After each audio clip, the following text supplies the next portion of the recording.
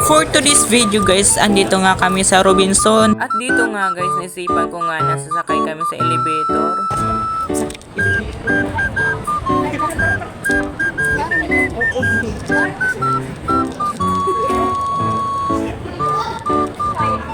Saan mo dapat?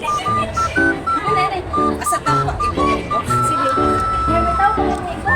Oo. Paibot ah? Isa ito.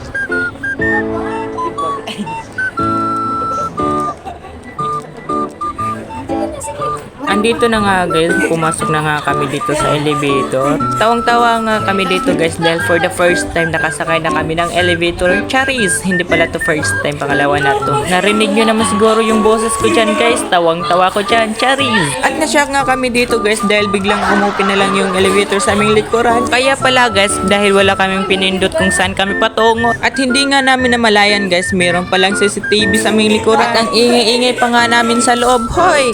At umandar na nga yung elevator guys at patungo kami sa third floor. At ito yung mga reaksyon namin dito sa loob ng elevator. Ang ingay-ingay namin dito sa loob ng elevator guys. At buting nga wala kaming mga kasama sa pagsakay ng elevator. At sa paglabas nga namin dito guys, andito na pala kami sa Encantadia. Akala namin nandito pa kami sa mundo ng mga tao. Charis! At bumalik nga kami dito guys dahil hindi sumira yung lagusan. Baka makapasok yung mga hator.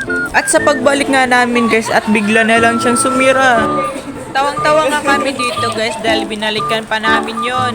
Hindi naman namin to kabisado guys dahil hindi naman kami lumaki sa syudad. Lumaki lang naman kami sa bukid at hindi naman ganyan yung sasakyan namin kundi kalabaw.